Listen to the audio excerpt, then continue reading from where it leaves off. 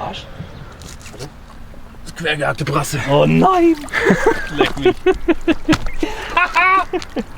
Scheiß Brassen. Quergehakte Brasse.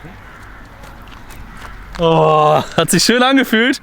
Leute, aber immer weiter, immer weiter, immer weiter. Präsentieren wir das Ding. Scheiße. Warte, ich nehme den mal kurz hoch. Schönes Ding, ne? Aber wollen wir eine Brasse machen? Lass mal mit Kescher wieder runter. Ja, auf jeden Fall. Und tschüss.